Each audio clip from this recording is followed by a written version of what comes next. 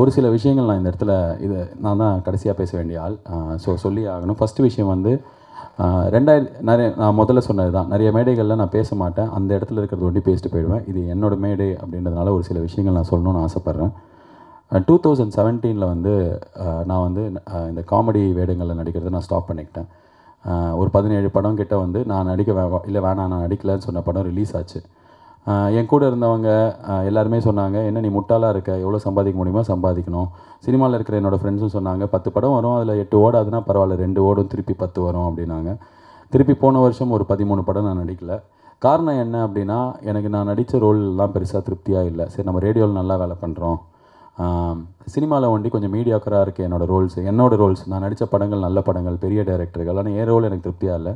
So இதெல்லாம் பண்ணல அப்படின்னா ஏதாவது ஒன்று பண்ணணுமே அப்படின்னும்போது, நல்ல கதை எதாவது வருமா அப்படின்னு பார்த்து வெயிட் பண்ணும்போது பெருசாக எனக்கு வந்த மாதிரியும் தெரியல. ஸோ அந்த டைமில் நான் எனக்கு இன்வெஸ்ட் பண்ணிக்கிட்டது தான் இந்த படம் எல்கேஜி. நான் எனக்கு எழுதினது. ஸோ திரைக்கதை எழுதணும் அப்படின்ற பிளான் இல்லை. பட் ஆனால் நான் பண்ணுற வேலை நல்லா இருக்கணும், அது நிறைய பேருக்கு பிடிக்கணும் அப்படின்றதுக்கு தான். ஆனால் அந்த மாதிரி சுயநலமாக மட்டும் ஒரு படம் எடுத்துகிட்டு அந்த படம் கல்லா கட்டிடுச்சு, ப்ரொடியூசர் காசு பார்த்துட்டாரு, ஓடிடுச்சு அப்படின்னு இல்லாமல் ஒரு சோஷியலி ரெஸ்பான்சிபிள் படம் எடுக்கணும்னு ஆசைப்பட்டோம். அதுதான் என்னோடய முதல் தாட்டாக இருந்தது. இதுக்கு ஃபஸ்ட்டு காரணம் என்னென்னா, சென்னை ஃப்ளட்ஸில் வந்து ஊர் ஃபுல்லாக வேலை செஞ்சாங்க, எல்லா பசங்களும் வந்தாங்க, சூப்பர் அப்படின்னு சொன்ன 4 மாதத்தில் நடந்த எலெக்ஷனில் 57% தான் ஓட்டு போட வந்தாங்க சென்னையில். இவ்வளோ பண்ண பசங்க ஏன் ஓட்டு போட வரல அப்படின்னும்போது, நான் அந்த டைம் எலெக்ஷன் கமிஷனோட ஒர்க் பண்ணியிருந்தேன், TN 100% அப்படின்ற கேம்பெயினுக்கு. அந்த கேம்பெயினில் வந்து நான் ஒரு 20,000 பசங்க கூட பேசும்போது, இன்ட்ராக்ட் பண்ணும்போது தெரிஞ்ச விஷயம், அவங்களுக்கு எந்த கட்சி இருக்குது, யார் வேட்பாளர், யாருக்காக அந்த பட்டன் அமுக்குறோம் அப்படின்றதே தெரியாது. வெறுமனே ஒரு பட்டன் அமுக்குவாங்க, அதை செல்ஃபி எடுத்து ஃபேஸ்புக்கில் போட்டால் என்னோட சோஷியல் டியூட்டி முடிஞ்சு போச்சு அப்படின்னு நினைக்கும் போது அது எனக்கு ரொம்ப பெரிய ஷாக்காக இருந்தது.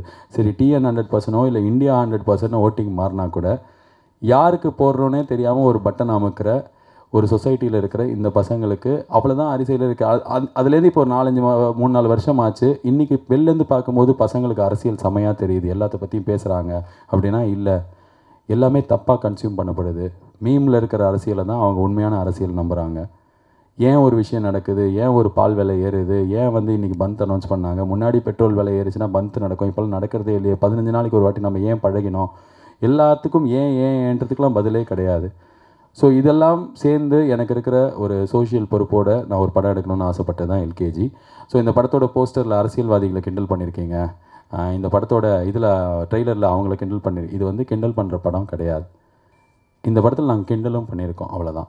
அதுவும் இருக்குது. ஒரு படத்தில் போகிற போக்கில் 2-3 ஜோக்கு இருக்கும், அந்த மாதிரி ஜோக்கும் இருக்குது. பட் ஓவரால் ரொம்ப பொறுப்பான ஒரு படம் தான் எடுத்திருக்கோம். இந்த படத்து மூலிமா காசு வருதோ இல்லையோ எனக்கு தெரியாது.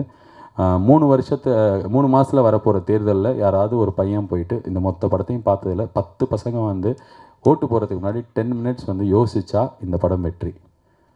நான் அதுக்கு தான் இந்த படத்தை எடுத்திருக்கோம். என்னோட லார்ஜர் எய்ம் வந்து இவ்வளோ பேசுகிறதுனால இவன் வந்து எனக்கு நிறைய பேர் சொல்லுவாங்க, இவன் வாய்க்கொழுப்பு, திமிரு பிடிச்சவன், இல்லை வந்து அரசியல் ஆசை. முதல்ல இந்த ட்ரெய்லருக்கு முன்னாடி இவன் பிஜேபி, RSS, சங்கி அப்படின்லாம் சொல்லியிருந்தாங்க. இப்போ ட்ரெய்லருக்கு அப்புறம் வந்து இவன் கிறிஸ்டியன் மிஷினரி, காங்கிரஸின் பினாமி, அப்புறம் DMKல வந்து படம் பண்ணுற போகிறாங்க சன் பிக்சர்ஸில். இல்லை, நான் திருப்பி சொல்கிறேன், நான் இது மாதிரி எந்த பிளான்லேயும் இல்லை, எந்த கலரும் எனக்கு கிடையாது. நான் சாதாரண ஒரு மிடில் கிளாஸ் பையன், நிறையா வழிகள் இருக்கிற, எனக்கு ஃபீஸ் கட்ட காசு இல்லாமல் இருந்திருக்கு, நான் ரொம்ப கஷ்டப்பட்டிருக்கேன், நான் எங்கள் அம்மா வண்டி தான், அப்பா கிடையாது. அண்ட் இவ்வளோ வழியும் தாண்டி வந்திருக்கிற, வீட்டில் அரசியல் பேசக்கூடிய ஒரு தாத்தா இருந்து அவரை பார்த்து வளர்ந்த ஒரு பையன். அவனுக்கு இருக்கிற கோவம் தான் நான் மேடைகளில் பேசுகிறது, அவனுக்கு இருக்கிற கோவம் தான் நான் ரேடியோவில் பேசுகிறது. எனக்கு கலரெலாம் கிடையாது, நான் வந்து சாதாரண இங்கே வளர்ந்த ஒரு பையன். நான் இன்றைக்கி படம் எடுக்கும்போது எனக்கு என்ன கோவம் இருக்கோ, எனக்கு என்ன சமுதாய பொறுப்பு இருக்கோ, அதை தான் இந்த படத்து மூலிமா நான் வெளிப்படுத்த விரும்பியிருக்கேன். இதுக்கு எதிர்ப்பே வரலையா, உங்களுக்கு கொலை மிரட்டல் வரலையா, யாரும் உங்களுக்கு கூப்பிட்டு மிரட்டலையா அப்படின்னா இல்லை, இது வரைக்கும் யாரும் வரல. ஏன் அப்படின்னா நான் அவ்வளோ பெரிய ஆளே கிடையாது. நான் ஒரு அஜித் சார் கிடையாது, விஜய் சார் கிடையாது, ரஜினி சார் கிடையாது, கமல் சார் கிடையாது. நான் வந்து யாருமே ஒரு பொருட்டே இல்லை. என்ன அவங்க அவ்வளோ பெருசாக சீரியஸாக எடுத்துக்கிறாங்க அப்படின்னா அது அவங்கள தான். இப்போ நம்ம சண்டை போட்டால் யார் கூட சண்டை போய் ஈக்குவலாக இருக்கு, நான் ஈக்குவலாம் கிடையாது, நான் சாதாரண ஒரு பையன். இங்கே இருக்கிற யங்ஸ்டர்ஸை இன்றைக்கி வந்து இன்ஸ்பயர் பண்ண தான் ஆள் இல்லை. இன்ஸ்பயர் பண்ண நீ தான் அப்போ பண்ண போறியானா யாராவது பண்ணணும்ல. 10 ரூபா நம்ம கொடுத்து போன ஜென்ரேஷனில் எங்கள் அப்பா, எங்கள் அம்மா, எங்கள் தாத்தாலாம் வந்து பெருமையாக நினச்சிப்பாங்க, அவனுக்கு நான் 10 ரூபா கொடுத்தேன்னு. இன்றைக்கி பசங்க பாக்கெட்லேருந்து 200 எடுத்துகிட்டு கொடுத்து திரும்பி பார்க்காம போகிறாங்க, நல்ல பசங்க. ஆனால் அவங்கள கைட் பண்ண ஆள் இல்லை, இன்ஸ்பயர் பண்ண ஆள் இல்லை. Whatever little things I do, எனக்கு வந்து அதை நான் பண்ணணும். நான் இப்போ ஒரு சின்னதாக 10 பேருக்கு பிரியாணி வாங்கி கொடுத்தா ஒரு 3000 பேர் வந்து உலகம் ஃபுல்லாக பிரியாணி வாங்கி கொடுத்து எனக்கு மெசேஜ் அனுப்புகிறாங்க, மெயில் அனுப்புகிறாங்க, வீடியோ அனுப்புகிறாங்க. ஸோ யாரோ 3000 பேர் சாப்பிட்ருக்காங்களேன்ற ஒரு சந்தோஷம் இருக்குது. வலது கை கொடுக்கறது இடது கைக்கு தெரியணுன்றது நான் எல்லா இடத்துலையும் சொல்கிறது. ஏன்னா இன்றைக்கி நாளில் தெரிஞ்சாதான் அதை பார்த்து இன்னொரு 10 கை சேரும். அண்ட் ஃபைனலி இப்போது படத்தை பற்றி எல்லாருமே பேசினாங்க. இது எந்த மாதிரி, இந்த படத்தில் நல்லா சிரிக்கலாம், 2 மணி நேரம் இருக்கும், குடும்பத்தோடு பார்க்கலாம், குடிக்கிற சிகரெட் பிடிக்கிற காட்சிகள்லாம் கிடையாது. இந்த படம் வந்து 22ஆம் தேதி ரிலீஸ் பண்ணுறோம். இது எல்லாத்தையும் தாண்டி எனக்கு ஒரு ஓட்டு போடுற ஒரு ஃபேமிலியில் இருக்கிற 4 பேர், அந்த குழந்தைக்கு 6 வயசாக இருந்தாலும் 12 வயசுக்கு அப்புறம் போய் எலெக்ஷனில் ஓட்டு போட போகுது அப்படின்னா அந்த 4 பேரும் இந்த படத்தை பார்க்கலாம். பார்த்தா they will definitely have a take away. And இந்த நேரத்தில் ஐ வாண்ட் டு தேங்க் ஒரு பர்சன், ஒரு என்னோடய ஃபேமிலி, என்னோடய 2 குழந்தைங்க. இவங்களெலாம் நான் பார்த்தே ஒரு 10 மாதம் கிட்ட ஆகுது. ஒரு 13 படம் போன வருஷம் 30 படம் கிட்ட பண்ணாமல் காசுலாம் எதுவும் சம்பாதிச்சிக்காமல், இந்த காசு நான் 2 வருஷம் கழிச்சு சம்பாதிச்சேன்னா எனக்கு பிடிக்காமல் போயிடும், போர் அடிச்சிடும் என் மூஞ்சின்றதுனால நான் ஒதுங்கிட்டேன். அண்ட் எந்த இடத்துலையும் பேசவே இல்லை.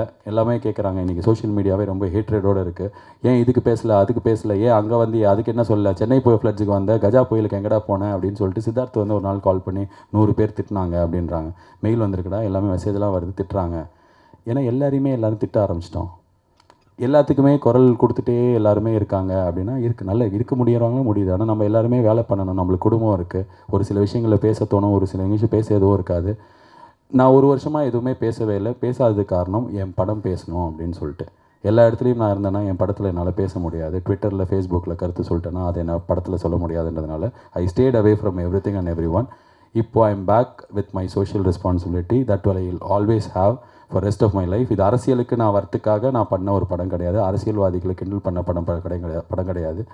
ஒரு சோஷியலி ரெஸ்பான்சிபிள் சிட்டிசனாக ஆர்ஜே பாலாஜி சினிமான்ற ஒரு மீடியமை அதுக்கு திருப்பி கொடுக்க யூஸ் பண்ணிக்கிட்ட படம் தான் எல்கேஜி. ஸோ படம் பார்க்குற எல்லாருக்கும் பிடிக்கும். 22ஆம் தேதி நீங்கள் பார்த்தீங்க அப்படின்னா ப்ரெஸ், மீடியா, பரியேறும் பெருமாள் மாதிரியான படங்கள்லாம் உலகத்துக்கு கொண்டு போய் சேர்த்ததே நீங்கள் தான்.